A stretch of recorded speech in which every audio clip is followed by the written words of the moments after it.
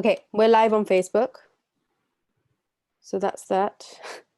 Let me see if we're live on the thing.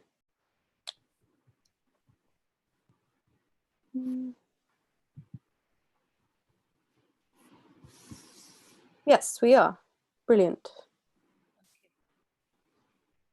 Fantastic. We'll just wait for some people to come in. And while we're waiting, we'll speak a little bit about FEA. Sure. Let's just wait a little bit more. Wait for a few more people to start coming in. What if no one comes? Then it's just you and I. We're just talking. We're just gonna have a live conversation that people can watch later. Yes, absolutely. I guess that's just I guess that's what it is, really. Let's hope that people come in though. I told you we aren't very popular. No, people will come in. People are coming in slowly. It takes some time on live, but yeah, there's people coming in now. And just to let you know, I'm gonna have to keep looking at my phone, because otherwise on my laptop, like I can't do everything on my laptop. So yeah, there we go. So people are coming in, and before we start the real conversation, some of the stuff that I want people to hear. First of all, welcome to everyone on Cut the Crap with myself and Devina Dutt today. I've actually never spoken to Devina before. So this is well, we've WhatsApped and we've had a few conversations, but this is the first like face-to-face, if you will say. Right now, this is the new face-to-face, I guess, conversation we're having. So Devina, you have, well, I guess people in our industry now know you as the face of FEA, First Edition Arts. And we want to hear a bit more about First Edition Arts and what you hope to achieve with it.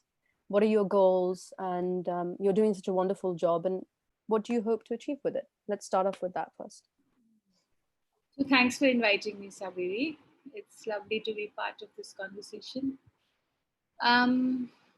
What do we want to do with FEA? Well, we want to I think we want to contribute in creating an ecosystem for Indian classical music, especially for Hindustani, since we are based in Bombay, which is more modern, more contemporary,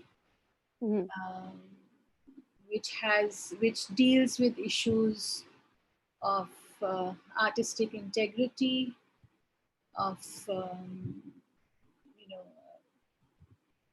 and is more equitable, which offers more chances to a wider set of musicians. Right. Recognizes merit without sort of, takes it away from the traditional, the traditional power structures and hierarchies that, in our opinion, have just ruled for far too long. Right. Have created all kinds of problems in the way the music is presented and in the lives and careers of countless musicians. So we feel that it's time for a change, and in whatever way we can, we tried to do things differently. And doing things differently is not a, it's not a whim. It's not something that I want to try out or be contrarian for the sake of it. It's because we believe that, and we've experienced other art forms and other ecosystems. I mean, I've covered contemporary Indian theatre, performing arts, literature for several years as a journalist, as an arts journalist, as an arts editor.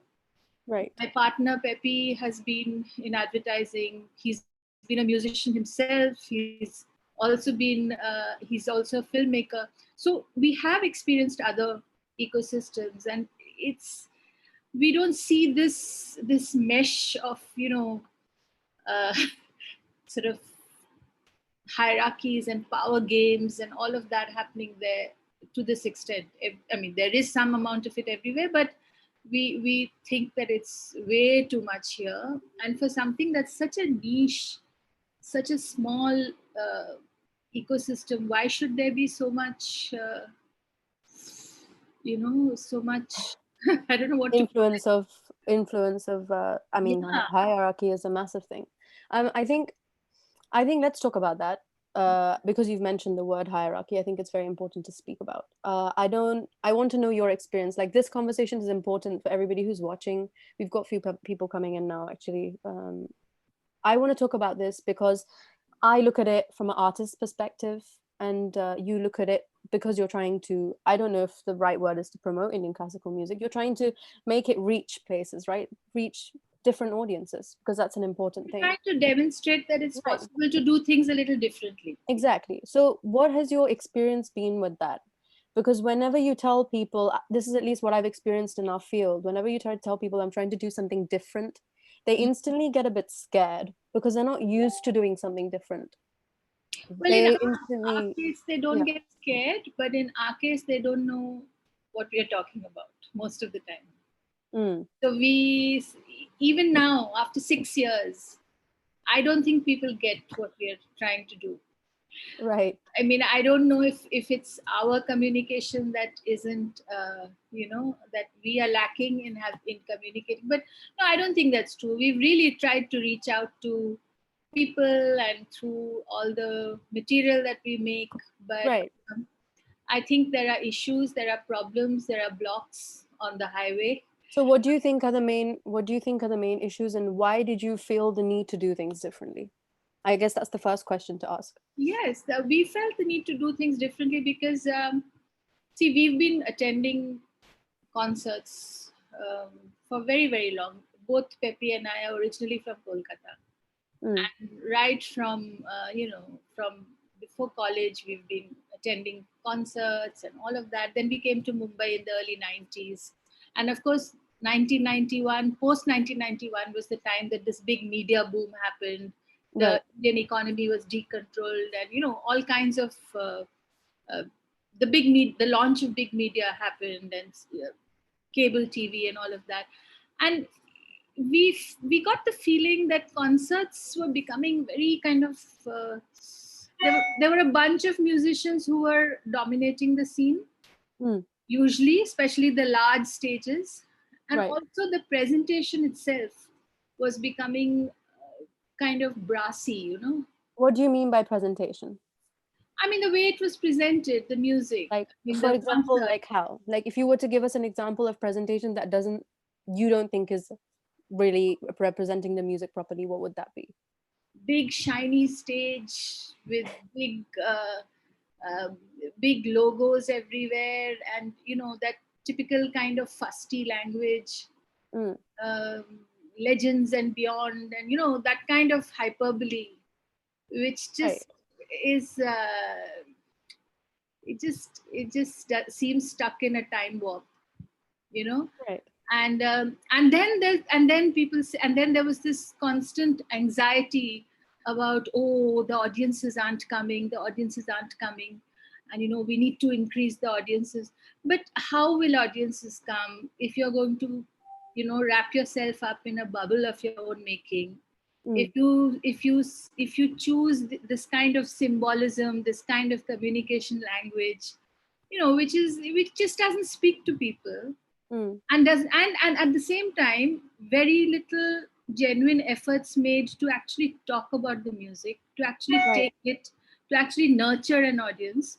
So artists also at that time got into this thing of, a lot of artists just got into this thing of doing these very kind of, we felt everything was sort of exhibitionistic. They tried to dazzle you with their virtuosity, but is that what this music is about? It's not. Right. So, why do you think that type of presentation is wrong though? Like, for example, if there's a massive stage and loads of shiny lights and lots of logos in the background with crazy promotions and sponsorship, what's the...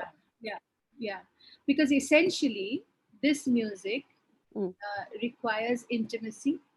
It requires one-on-one, some sort of contact with the audience. It's always said, we all like to say that, the audience is also part of the concert, and they need to be, that all of these, it needs to be elegant, it needs to be low key, it needs to be minimal, because that is the character of the music. Right. Okay. So you're saying that the character of the music has to match the presentation, or rather the other way Yeah, around. there's a The presentation has mismatch to match the. otherwise. There's a Hmm. mismatch otherwise.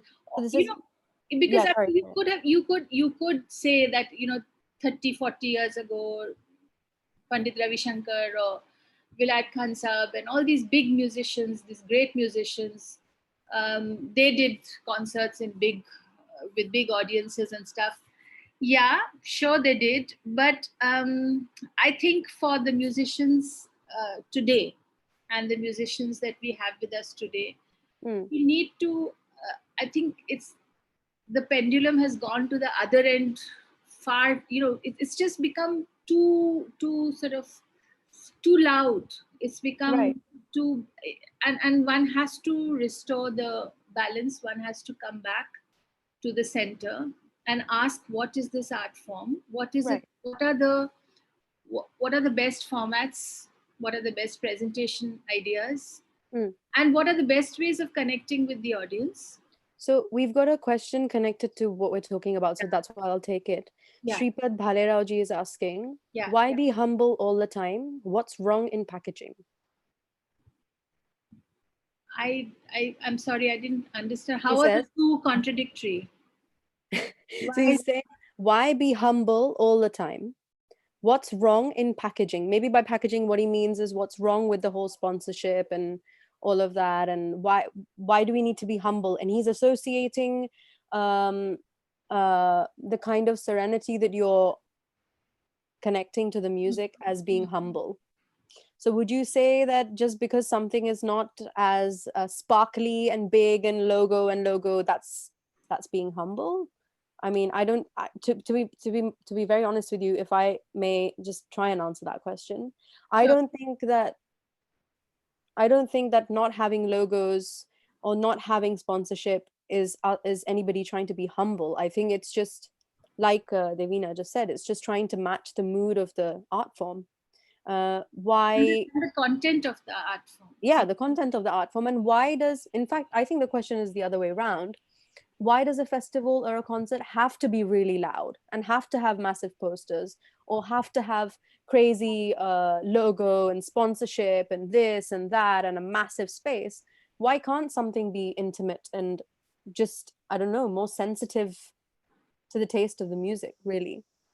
But that was his question. I don't know if you want to carry on and expand on what you were saying about presentation, because I think this is something that musicians definitely don't think about. Yeah. I mean, I as a dancer don't think about it as much as I maybe should. Mhm.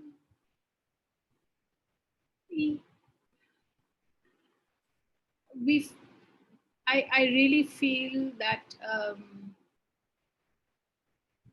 what happens is when you have this large format, very sort of exhibitionistic, almost kind of display, artists on display kind of concert or performance, Mm. then you have to be able to read the market forces that are leading this.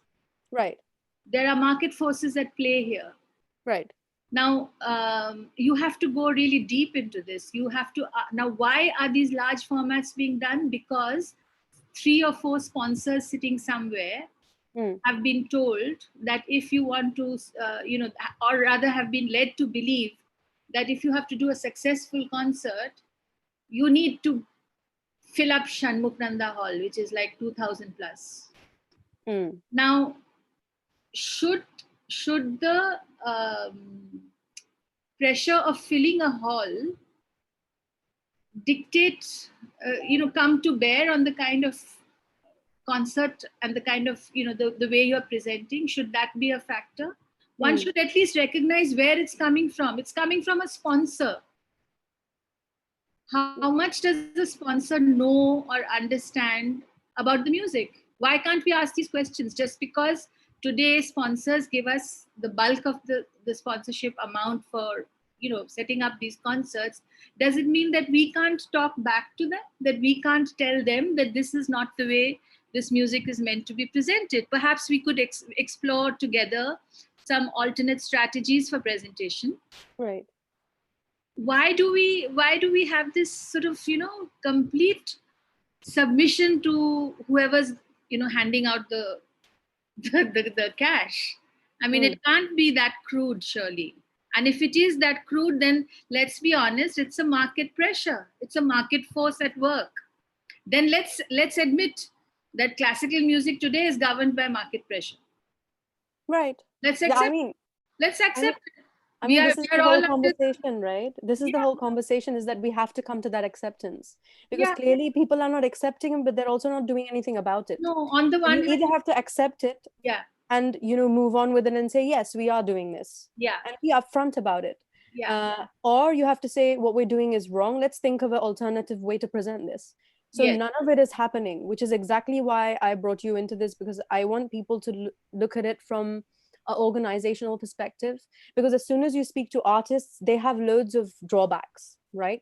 Artists will tell you, at least in my generation, that we can't say something because we're scared to say it, or we're scared to speak about it, so they refrain themselves from asking any questions in the first place. And that's why this conversation is so important. And this is the next question I wanted to ask you, but somebody's already asked it, and they've asked it in a rather aggressive manner. But I wanted to ask you how you select artists generally in FEA. Shreyas Masrani ji has asked, how do you select artists when you haven't learned Hindustani music? I mean, how Hindustani music is to be presented. Who allows you to decide how Hindustani music is to be decided? I want you to speak about this, because of course, FEA does it themselves. You curate it yourself. But I mean, you were telling me about your research and everything, so I want you to talk about that a little bit, and the process of choosing your artists. So, first of all, we've been attending concerts for the last 30 years or more, right? We're avid concert goers. We are avid music listeners. And when we got into first edition arts, when we started this, we began to increase our efforts at listening to more musicians and listening to them live. We've done that. Right.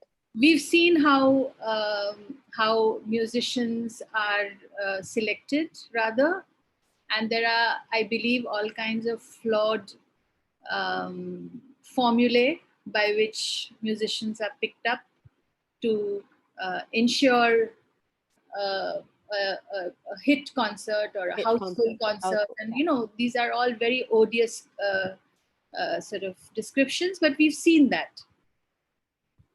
I haven't learned music, yes, but by that, I mean, I used to cover Indian contemporary theatre for years and years. I've even edited large books on it. And I was never told by my publication, by my newspapers, that are you a theatre person? Have you performed theatre? No, I haven't. Nobody raised this. So I don't think that this, it boils down to another individual's opinion, about which I have no opinion. But I think that we are trying to do an honest job. I think that we have tried to present musicians. We have tried to learn on the job. We are always listening to and talking to people who we believe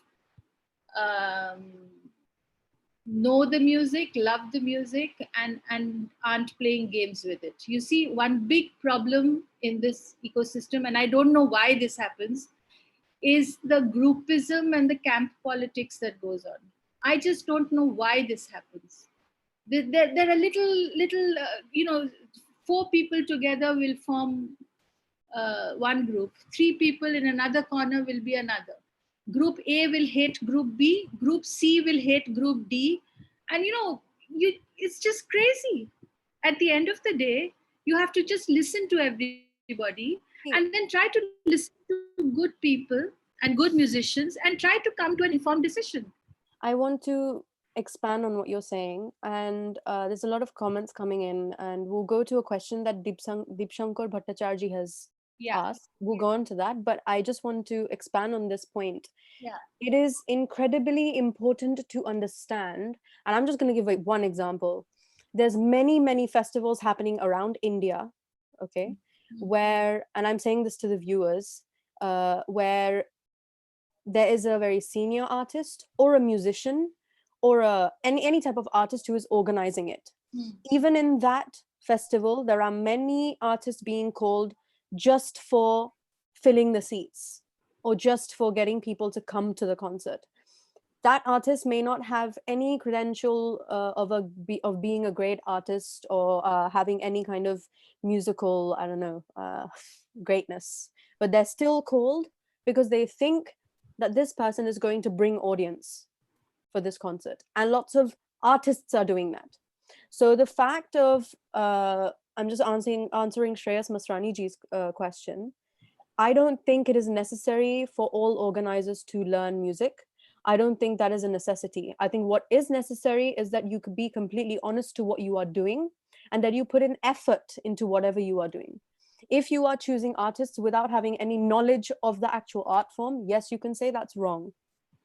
But if you're researching, and as Devina said, that FEA, they've been going and watching many concerts. They're avid listeners of Indian classical music. And So also, if I may please interrupt, please.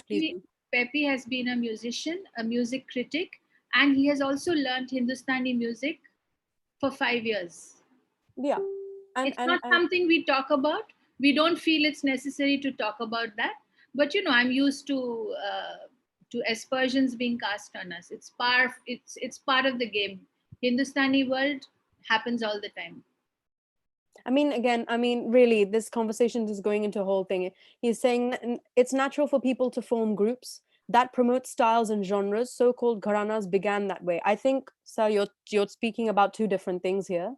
We can go into a whole conversation of gharanas and then the groupism that we're talking about here, but I don't think that's what this conversation is about. So I'm just gonna really bypass that question. Dibshankar Bhattacharya asks, is market pressure the only reason behind not hiring young artists in most of these big conferences? Yes, I would agree, because I'll tell you from my experience, we work a lot with, I hate to call them unknown or young musicians because they're very fine musicians. For me, the primary identity is that they are wonderful musicians. Right. We don't really care if they're, unknown or. So when I go to a sponsor and I show them my artist list, I'm often told, "Ye kaun hai? हमने तो नाम नहीं सुना." Right. Yeah, right. And आप क्या हमेशा ये सब अननोन लोगों के साथ काम करते हैं? आप करो थोड़ा, वो उस्ताद, वो पंडित को लाओ, हम आपको इतना पैसा देंगे. I've been told on my face. Right. We won't give you the petty pennies we give you for calling these youngsters. We will give you good money for getting the big guys. I have never, the thing is, Saberi, we are not insiders. And I think that is our biggest advantage. That is your biggest advantage, absolutely. We are not insiders, and we have an experience of other art forms from which we try to apply learnings into this. Right? And I've never even considered that I would take on that sponsor and say, "Chalo, give me the big bundle and I'll get you the top guys." What? We've never done it. Even when we've been,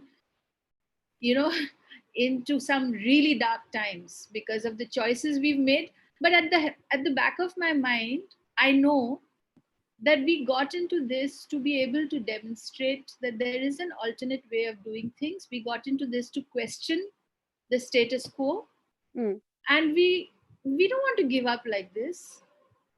So maybe I'll stop doing concerts for a few months if it gets really difficult. But I think this point, sorry if I'm interrupting you, but this point that Devina has just mentioned about stopping if it really gets to that point, I think this is also something that people need to learn. Why keep doing something just because you have to keep doing it and not do it well? If you're really, if you're really in that kind of headspace where you're thinking it's getting difficult for us now, why not take a step back and think, how can I present this in the best way possible, even if it takes another 3-4 months for me to figure it out? I think this is also another thing I feel that a lot of people are now organizing because they feel by organizing, they will get a lot of publicity out of it. And that's why even if even if the organizing is done badly, they don't really mind, because for them it's not really about organizing like good quality music. It's more about the publicity and the logos and the big sponsorships you're talking about. So I think it's really, really important here to differentiate that. There are some people who organize to genuinely promote good music and the sensitivity of that art form, and to promote it in the best possible way without the big posters and the logos and the sponsorships. And there are some people who do it just for the glamour of it. And that's why we're having this conversation. And that's why it's so important to have this conversation. I wanted to move on to the next question. And that is that you do ticketed events, which is, I mean, we shouldn't even be talking about this because most events should be ticketed by now. But I wanted to ask you why doing ticketed events for you is such a big thing, and why you think this has to be done, especially in these times. Okay, so in the Hindustani ecosystem, and I'm speaking mainly about Mumbai because that's where we operate largely. If an audience cannot buy tickets, modestly priced tickets, our tickets for our last concert, Khayal Rang, in November, which we did, we had 3 artists from out of town who had to be flown in. Their hotel fee had to be met. Their, all of that. I'm saying, and of course, ticket sales. Let me tell you, with our kind of programming and rates, our highest price ticket has been 500 rupees. Okay, no matter what. And our usually our tickets are 250 to 300 rupees, right? And these do not even meet even if I have a full house in a 150 or 200 seater, you can do the math. It does not even meet 10% of my cost. Yeah. It is a matter of principle. I'll tell you why. I feel that there's a great deal of entitlement on the part of the Rasika and the audience. I can understand that there are genuine, if there is somebody who is genuinely unable to afford a ticket. In fact, in our last concert, we made an offer. Any students anywhere in Bombay could come and register with us, and they could attend our concert at half the rate. So imagine 250 rupees becomes 125 rupees for two artists out of town. Would you believe it? About four students signed up. So the question is not, now we want audiences to care about the art form. When they get it free, what are they investing into the ecosystem? Are they worrying about where the organizer is trying to get money from, or whether younger musicians should be heard or not? No. They just stroll in. They just stroll in on a Sunday morning, sit down and watch the concert, come in when they want, go when they want. There's no etiquette. No. So I mean, I don't think we are not, I mean, all those who accuse us of trying to become rich by charging 250 rupees tickets, please. Yeah, I mean, what you said about the etiquette is so correct. Once you've given something, you've invested something in something, an art form, there's a sense of responsibility to sit through that and show respect towards it. If years after years you're going into something, just strolling in and just sitting, you feel the entitlement to just walk out whenever you want, to be on your phone whenever you want, to get up and get in and go in and out of the concert whenever you want. And I think this is something, I mean, Devina, forget about audience. This is something artists do at this point in time. Yeah. I mean, I have seen artists do this. They're coming into the front row of the concert because there's big people sitting at the front. They're coming in and, going in to do PR. They're going in to speak to them during somebody's performance. This has all come in because of this lack of respect. And right now, what you said right at the beginning, the money, the paying for a concert is more now about principle than it is about making money out of it.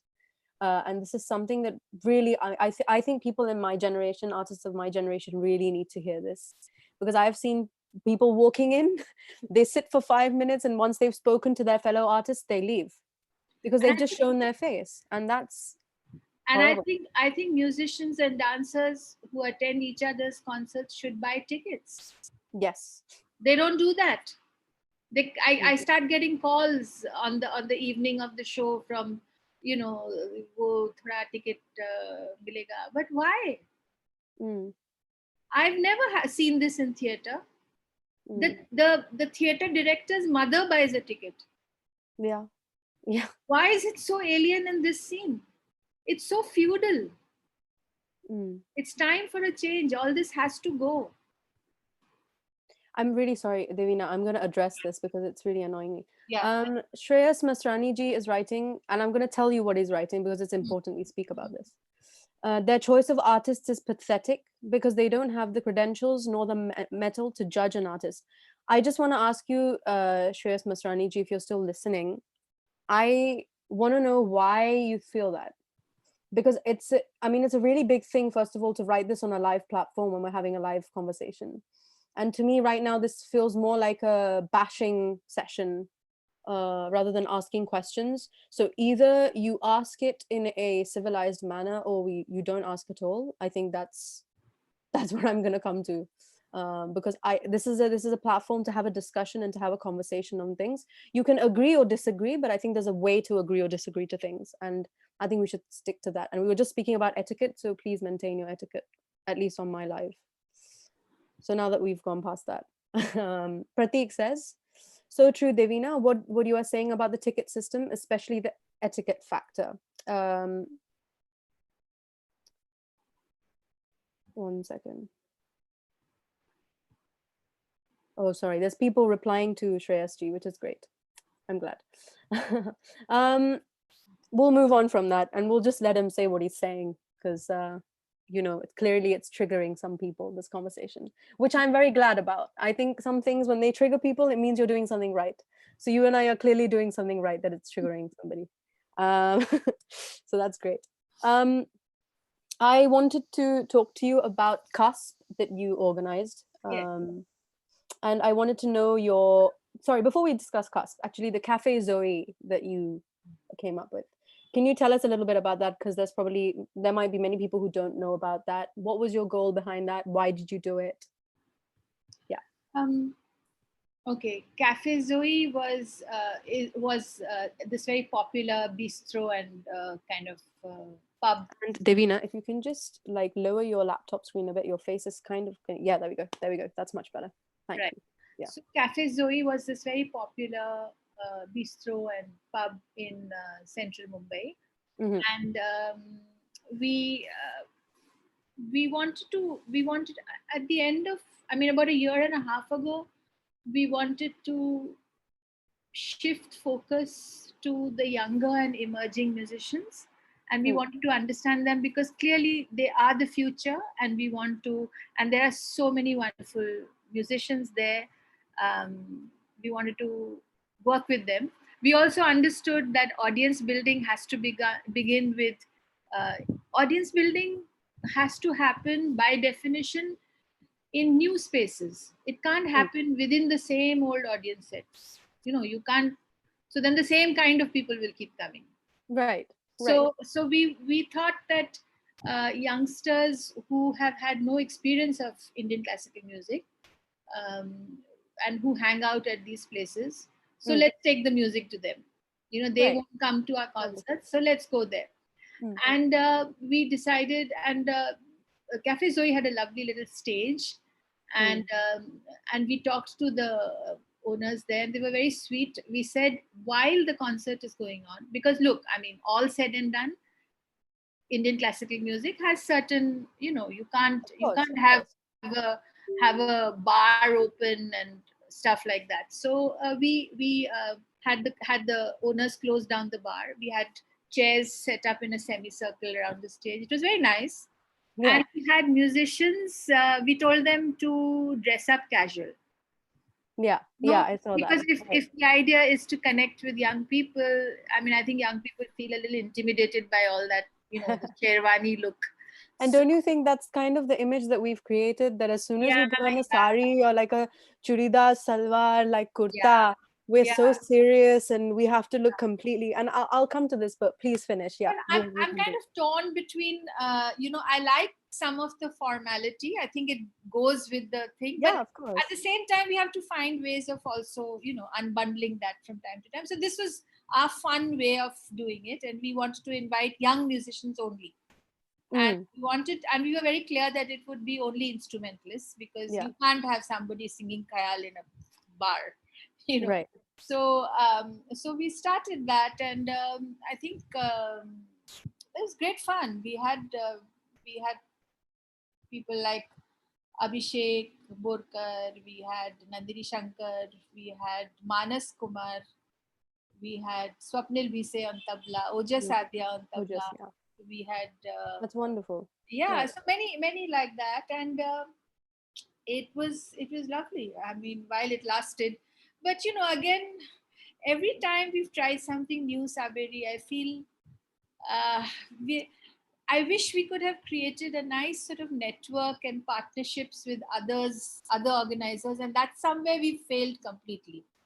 So we're not able to pool collective resources, or to set up to draw audiences from multiple places. And I sometimes think the ideas we were trying out were just too new, and people just didn't know how to. But the people who came there loved it. So but I'm happy. But again, I'd go back to exactly, like, people still came in and still enjoyed what you were trying to portray through that, and but I think that's important. It. And also, I don't think everything is for everyone. Like, I think what you were trying to target with Cafe Zoe was something completely different, and that's fine. And the people who did come to that were the people who appreciated it. And they thought, fine, there's somebody sitting there with a set of tablas, but they don't have to be someone who's seriously intimidating and who expects me to know everything about the instrument and the art form. Which I think is a really liberating thing in itself. Because I've grown up in London. I was born in Kolkata. But I grew up here. I came here when I was 5-6 years old, and I really saw that because I went to school here, so most of my friends weren't Asian Indian, right? And they were like, "What do? You do Kathak?" And they were like, "Oh my God, classical dance!" And that's the first thing that they go into is like, "Whoa, you're a classical dancer! Like, I don't understand anything. Do I need to understand everything to come and watch you dance?" And I was like, "No, you don't. You just have to come and just be a part of the experience, and experience it the way you want to experience it." And of course, the wearing the costume and the kind of all the stuff that goes along with being an artist is there. That's the formality of it, and that's also beautiful in its own way. But I think if you keep scaring people into thinking it's classical music and you're not going to understand anything, it's a really massive problem. Because I've played tabla at my school, I've danced at my school, and people have really enjoyed it. And I haven't dumbed down my art form in any way, shape, or manner. And I think that's something that we're going to come to now is, do you think that artists dumb down what they're performing, especially now, because they feel that the audience is not going to be attracted, or they're not going to sit and watch their performance for an hour or an hour and a half? Okay, I have very strong views on this. Please give us your strong views. So I feel that those artists who, how do I say it? Those artists who find it convenient or expedient to do stuff like we have a lot of badly thought through, half-baked fusion rubbish that goes on. Musicians don't even sit and understand each other's music. They just feel, we are so wonderful, we are so talented, we just get together on stage and magic will happen. Yeah. So it's very, and even others who do this very showy kind of music, literally sort of tagging the audience along. I think that they are very. By that, Devina? What do you mean by tagging the audience along? Almost sort of repeat what I'm singing, that kind of thing?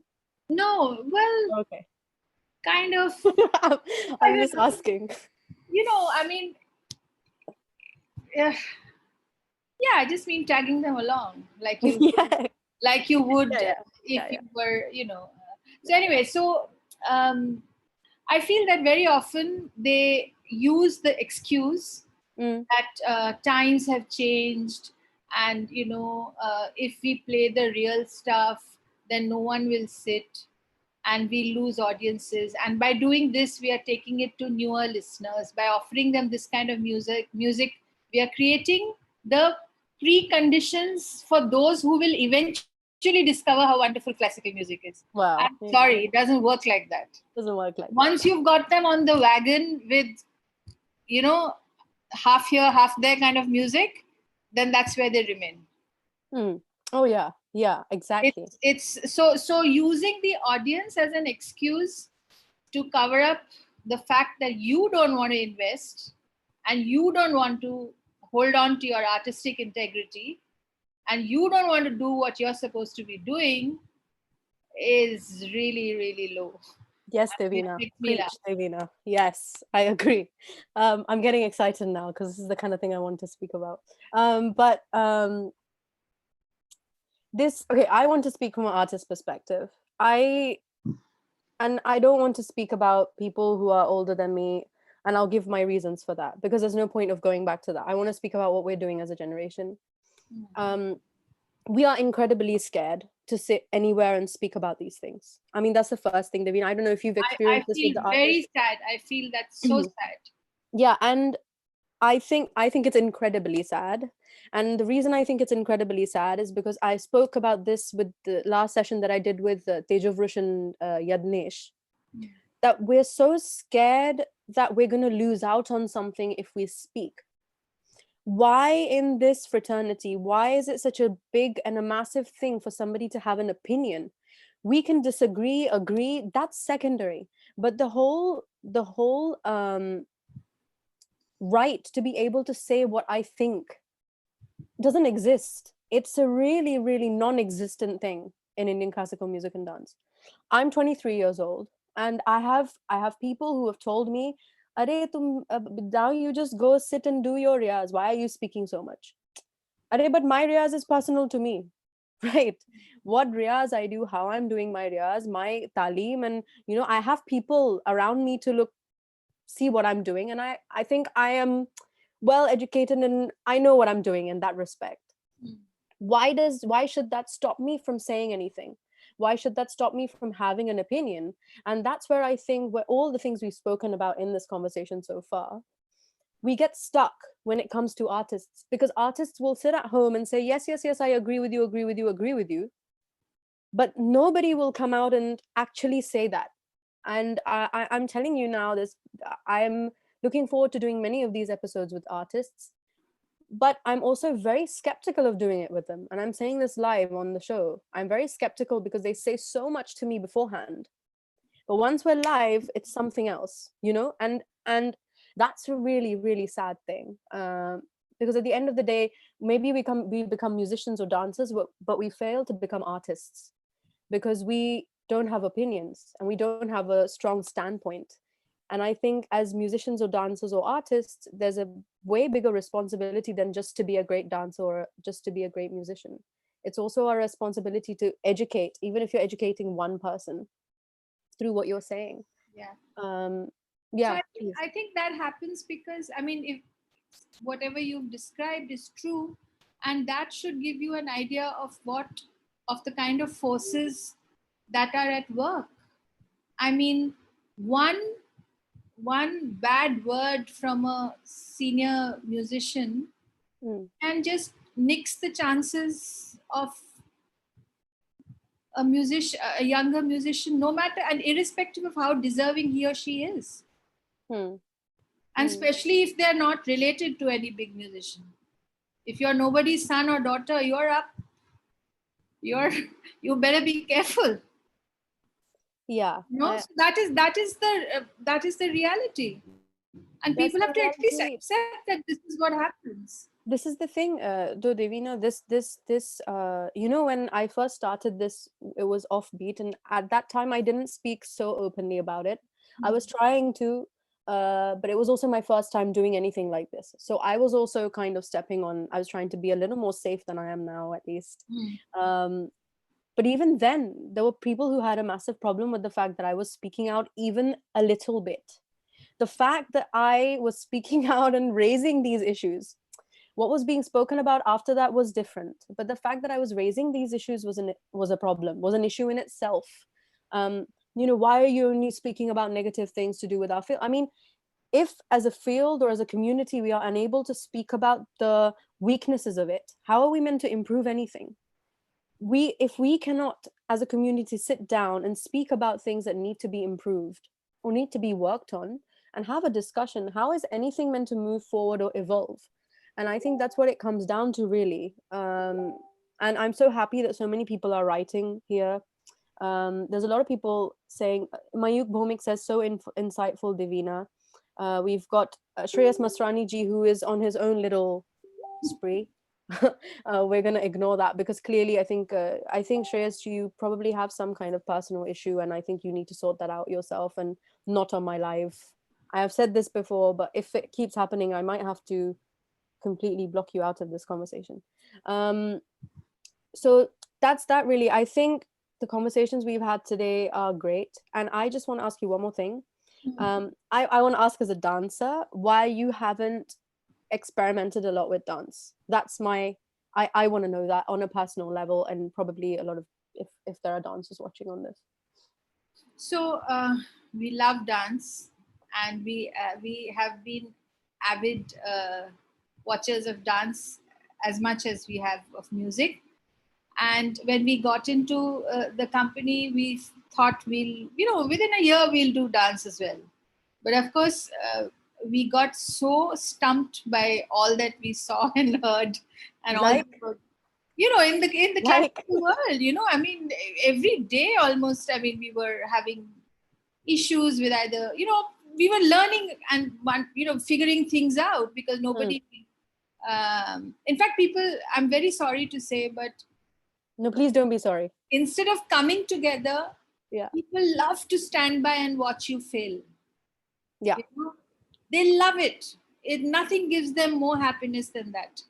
So these two dumb outsiders coming and trying to do stuff in our classical music scene, let's see how far they go. So that happened for a long time. we kind of got knocked about, and we didn't see many things coming. And and then of course our whole issue with sponsors. Since we are working largely with not the names, not celebrity musicians, not the But with dance, did you face something different, as in with dancers or like the dance community? Was it more difficult to work with dancers? Was it more difficult to explain to dancers what you wanted or what you were looking for? Or what is the reason for you not delving into dance as much as you do with music? We were totally drowning with classical music itself. All that was happening. We were drowning. And we didn't like the fact that we were only doing classical music, but we couldn't find a way out. Secondly, what do you mean by that, though? What was stopping you from? What do you mean by you couldn't find a way out? Purely, I mean, largely to do with sponsorship funds. Because dance costs more money. Dance costs. I'm not sure about dance costing more money, but yes, dance has its. I mean, I was very sure I was never going to do a dance show with recorded music. Never. No, never. I would need my four or five live musicians. Yeah. I would need my dancer. I would need to give my dancer the venue a day before for a full tech rehearsal. Right. So that's the way to do dance. And also because we film everything, where I need 3 or 4 cameras for a concert, for dance, Pepe already told me very clearly, if you want me to film dance, I need not only a better kind of camera, I need more cameras. I need more crew. So that again adds to my cost. I mean, I'm very clear that when I do it, I want to do it Well, Yeah, I agree with you and disagree with you. I agree with you in the sense that, of course, what you're saying, if you do it, you want to do it properly. And if you're giving musicians quality videos, you want to be able to give the yes, dancer quality video as exactly. well. And I do agree with that. I do agree with that. I'll tell you from a dancer's perspective what I feel, Yeah. right? Dance is already neglected a lot more than music is. And I'm telling you as a dancer because I think, and I'm going to say this straight out, I think the dancers are to blame for this as well, and we really are. And I belong from the dance community, and I'm saying this, I'm also part of this, and I'm also to blame for it in a lot of ways. But I think that any organization right now in 2019, 2020, 2020 is a complete, I mean, we're not doing Watch anything, we're out. all at home, but if it was, if it was an active year of sorts, um, now any excuse for not keeping dance to me is almost just holding dance back as a community. That's how I see it, because already we've been held back so much. I think people, and I had this conversation with Durgesh, who I did a session with on Yes. Cut the Crap. At least this is what I was saying. Dance is always seen as a very visual thing. It is a visual thing. And it is, it's somebody is dancing on stage and being elegant and spinning and whatever the dance form is. But there's so much work that goes into it, just like a tabla solo or like a vocal solo or like a sarod sitar, whatever. And I just feel, yes, I get it. You want to give us a good video. You want to give us the product that you come out with at the end of it. But at this point, as a dancer, I think dancers need a platform. And if a platform like FEA, which is doing such a great job and trying to keep it honest, which very few organizations can, then I think dancers would love to be a part of it. And that's all I'm saying. And right now, I think dancers, we do care about what video you give us, but even more than that, as dancers, we want a platform for dance. Because there's so many massive organizations that have just completely sidelined dance and said, we're Yeah. only going to have music. We're only going to have instrumental music and khayal, right? And other than that, there's no dance. There's so many big organizations and even some small organizations that do that. And because of that, I feel dance is getting very sidelined. And the reason I'm telling you this is because obviously the conversations we've had now and what I've heard of you from before, you're trying to do an honest job of things. And I think dancers could really do with performing for an organization like yours. Yeah. No, Because I mean, that's my take on it, really. sure. No, we are totally committed. We are totally, totally in love with dance as a performing art, and we want to explore it. Mm. And I also hate the fact that in a lot of minds, organizers' minds, dance is seen as a visual relief. Yeah. You have to have like one. That's just so wrong. I mean, you can say it's an added thing. It adds a visual It's angle a to it. distinct art But form that it's needs that absolutely, has its own its own traditions, its own aesthetics, its own intelligence. and people will not Yeah, people will not agree that there's an issue with this. Like people will say, oh, no, dance is seen is seen in the same light, and that's not true. yeah, There are musicians who will look at a dancer like they are nothing, and I have yeah, experienced that. yeah, yeah, And they will speak about dance like it is nothing. This has been happening for years and years and years. It has happened to me. People have underestimated me because I'm a dancer, and I'm sure it happens to many dancers across the board. But they're scared to say it because they're scared that they'll be sidelined even more than they already are. yeah, And two, they just don't want to say that the issue exists. yeah. Um, yeah, Can I just add two more things that I want to please say do. coming back to musicians? I'm not done Please with do. them yet. Great. We might have to have another session, Yeah, I I Yeah. um I think one of the things that really is very upsetting is when musicians don't stay back to listen to each other. They come to I- concerts yeah. as if they've flown in from the UN, and they're like these super busy professionals, and they don't have time, and I just how terrible is that? Yeah, it's horrible. I mean, And yeah. even older musicians, you have to listen to younger musicians as well. You may be a great maestro, but if you watch occasionally at least a Mm. younger musician, how wonderful is that? How many do that? Even the same concert, they don't attend. But at the end of the day, it's about unity, right?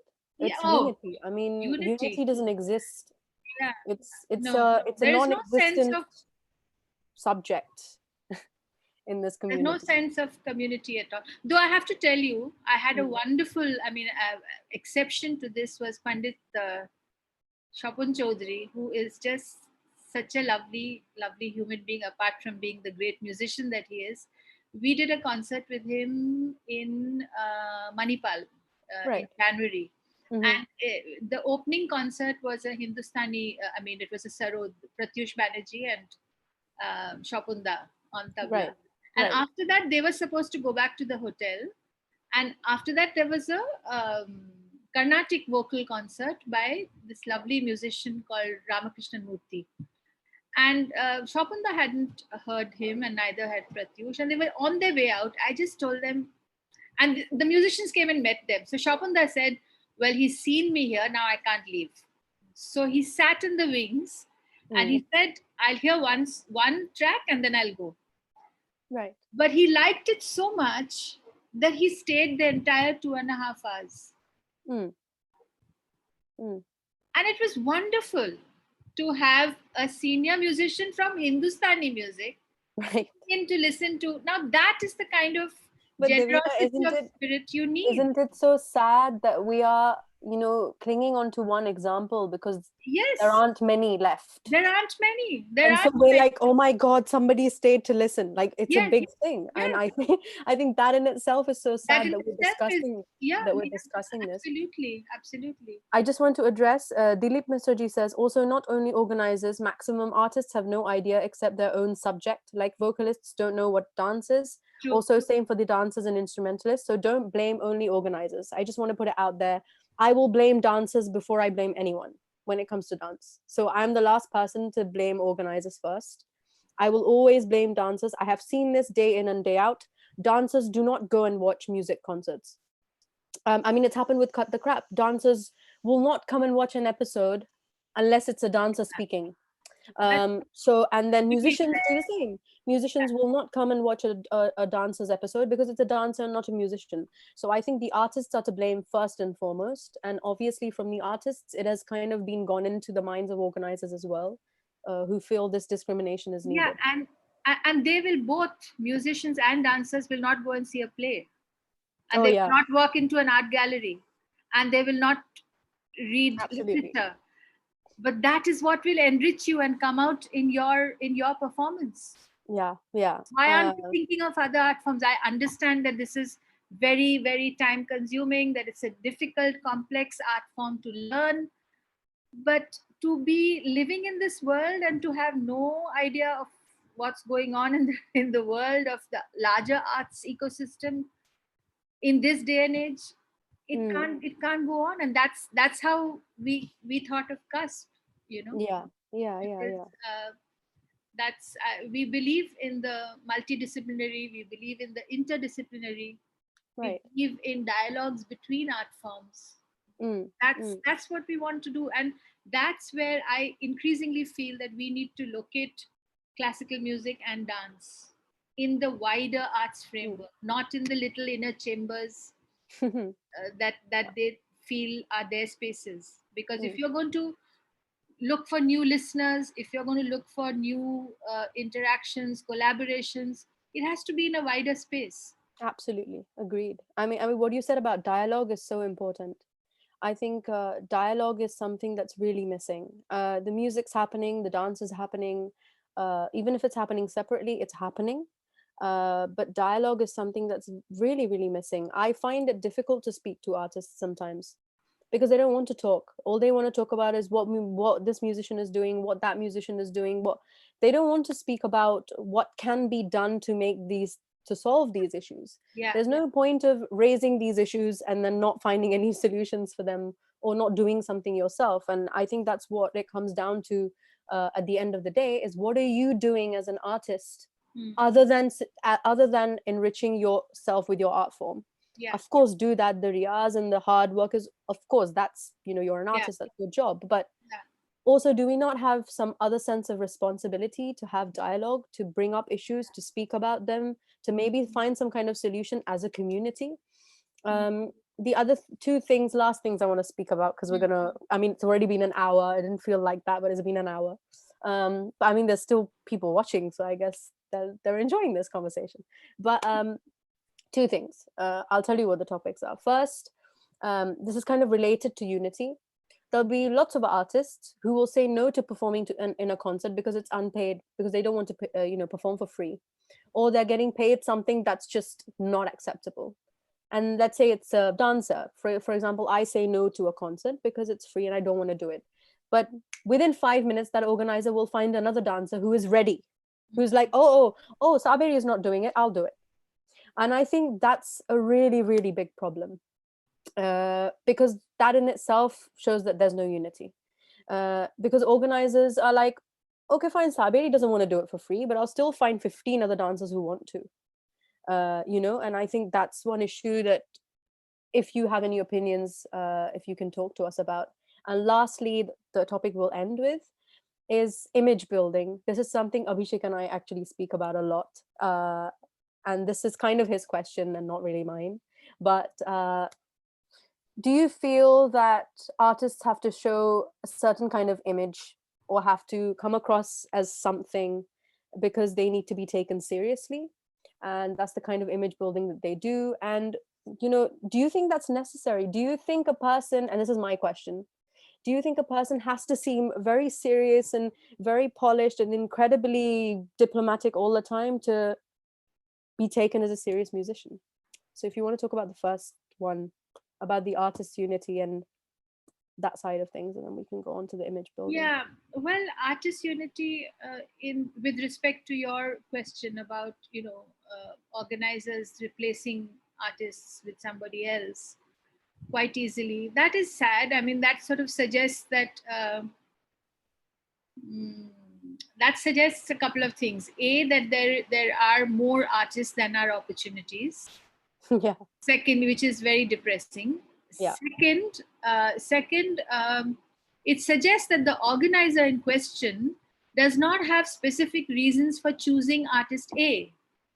If I want to work with artist A, it isn't every time that artist B, C, or D can substitute for what I wanted from artist A, which means that, don't artists have distinctive qualities? And if artists don't have distinctive specific qualities, then, I mean, organizers can't just shuffle the pack and bring out another card. That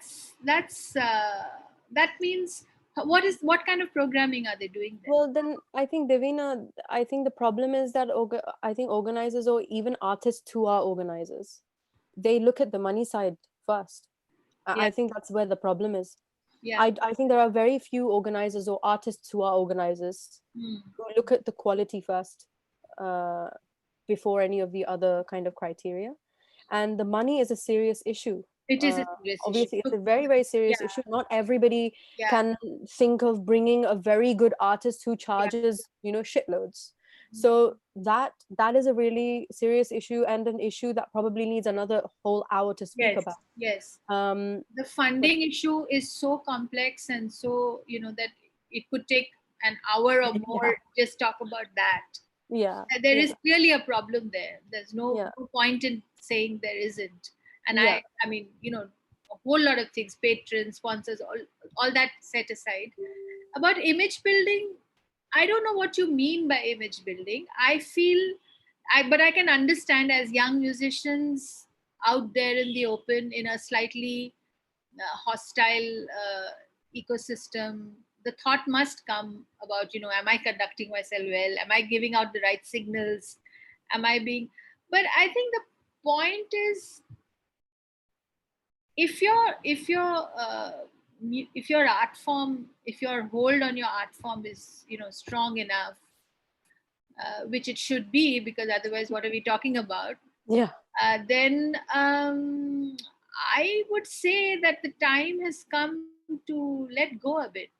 Don't worry so much about image.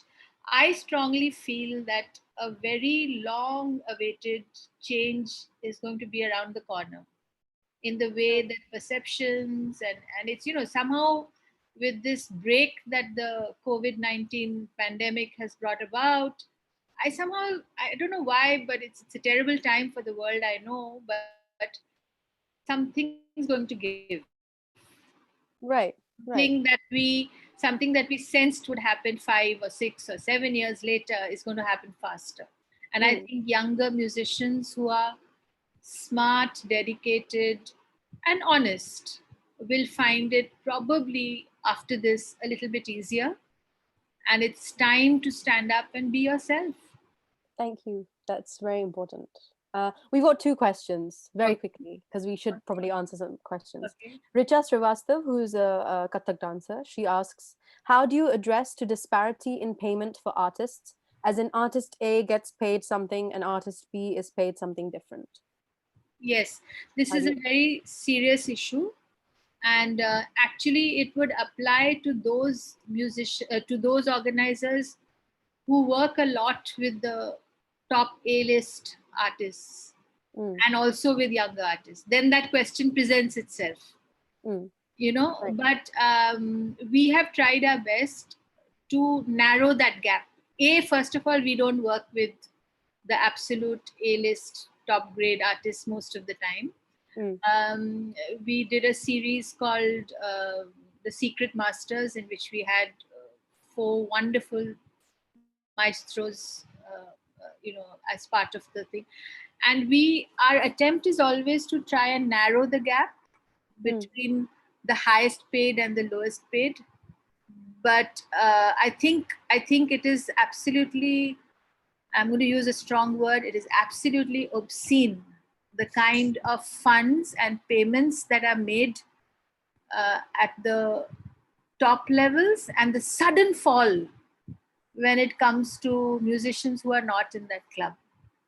There's a super branded club of musicians, about 10 or 12 of them, who keep dominating the scene and they get the chunk of the sponsorship pie. The sponsorship pie is small, they get the chunk of it. We have, and then suddenly those who are outside, and they may be very good musicians, but they simply aren't branded enough to be part of that special club. Right. They don't get that. And then it has a cascading effect. So you're saying that it's not equally divided. I mean, it's not even close to being equally divided. There's a very big gap between the two. And that is more in the Hindustani world than it is in the Carnatic world, where we have also worked. So Richa is asking, what can be a solution to this? Oh gosh, I really don't know. We have to. Do you think that that one of the solutions is to give more chances to the upcoming artists who are out there? Yes, because then that produces more of a platform for them. I think the solution will take time, and I wish that like-minded organizers could come together and form an association. We have tried to do that. We've invited smaller organizations in Mumbai several times. I've even asked them to come home for dinner so that we can sit and discuss doing one festival in a year together under the banner of independent organizers of Mumbai. And it's not happened. It's not happened. The reason being, it hasn't happened because there's so much mistrust. Yeah. And the first question I was asked was, "Aapka logo kahan jayega?" Okay, right. I said I'll drop my logo for a cause like this. I don't need a logo. We don't need branding. We just need to tell people, sponsors included, that there are a bunch of us who are going against the normal, regular grain of the mainstream. That it is possible to do things differently. So important. If you just demonstrate that, things will build on that. Yeah. But it's not happened. And as you can see from the kind of questions that I am subjected to, there are people in this ecosystem who just I know, I can understand. They can't figure us out, and so they are hostile for no reason. I don't know. Thank you, Richard. That was a really good question, though, and I think a good question to address. Yeah. Last question, and then we're gonna end. Shripad Bhalerauji is asking, what did he ask? I'm sorry. Does anyone let audience decide quality? Like, does anyone have audience data and ever ask them what kind of music they want to listen to? So there isn't a what's it called, study done, or a kind of market research type of methodology employed. In our case, but I can say that we have a database, and because we generally tend to do concerts in smaller spaces, Mm. we have closer relationships, I like to think, with the we know the kind of guys who are likely to come for our concerts, Right. and I before every concert I write each one of them a personal email. Oh, I wow. do not do a BCC. Right. I write a personal email telling them about the concept, the artists. I add a link from a previous video, or and then I follow up with a phone call. Mm. So I know, and so I have a pretty good idea about what this my set of listeners, who are a pretty they're not a homogeneous typical set of people. There are some of those, but we Yeah. also get some pretty nice we get some visual artists who come, we get some theater people who I don't see at other concerts. So I'm glad that we at least have managed a slightly That's more great. Yeah. mixed audience, and there are younger people sometimes. So yeah, Wonderful.